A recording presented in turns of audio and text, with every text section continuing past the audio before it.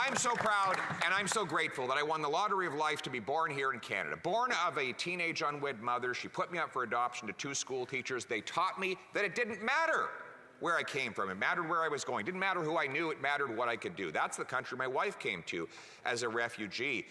That's the country that allowed her family, her brother to be a soldier, other brother to be a carpenter, her sister to be a nurse, and for her family to work hard and achieve great things. That's the country we want your kids and mine to inherit, but it's not the country we see today. Canada, after 8 years of this Prime Minister, this out-of-touch Prime Minister, is broken. Yes, it is broken. And what we see especially broken is the immigration system, which leaves 1 million immigrants waiting longer than the acceptable wait time to get into Canada. We see international students abused and exploited by human traffickers, shady consultants, some of them losing their lives and being sent back to places like India in body bags because this Prime Minister and his government have failed to protect them from the predators and the scam artists that are destroying their lives.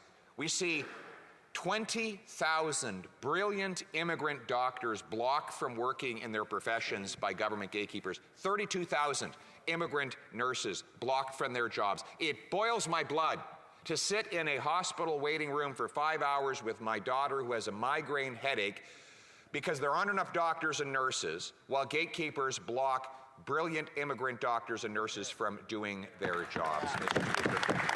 Meanwhile, the Prime Minister gleefully tells us about all the wonderful meetings he's having with mayors about housing and infrastructure. I don't really care about their meetings, Mr. Speaker, because the gatekeepers at municipal governments, the government that this Prime Minister is funding with billions of dollars, are blocking housing construction so that our immigrants, our working class, and our youth cannot get homes. Yes, Mr. Speaker, after 8 years of this Prime Minister, everything is broken. But instead of fixing the basics, he's focused on another grand utopian project, that of his friend Dominic Barton, the multinational CEO, former ambassador to communist China, who helped bring about the opioid crisis that is savaging our working class families, has come up with a bright new idea that he's going to triple our national population to 100 million.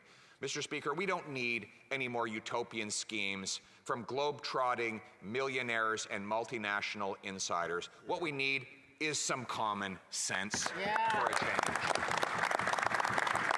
So here's our common sense plan to get back to the basics. 1, clear the backlog so that immigrant families can be reunited, so that our farmers and our small businesses can fill jobs that are not for which there is not a Canadian available, and allow our churches, mosques, synagogues, and other nonprofit organizations to sponsor more legitimate refugees, get them language training so that they can learn how to speak French or English, get a job, get working, and get contributing. Speed up work permits for those people that are already here, waiting for their cases to be heard. They might as well be out earning a wage, contributing to the economy. They want to work, let them work. It's common sense, for God's sakes.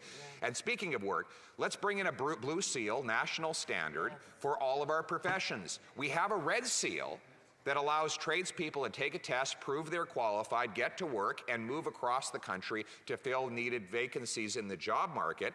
Why don't we have a Blue Seal that will allow foreign-trained nurses, doctors, engineers, and other professionals to prove they're qualified, and within 60 days of applying to work in their field, get a yes or no based on their tested ability, not based on where they come from. More doctors, more nurses, more common sense. Mr. Speaker, this is what I'm saying here. Is let's get back to the basics.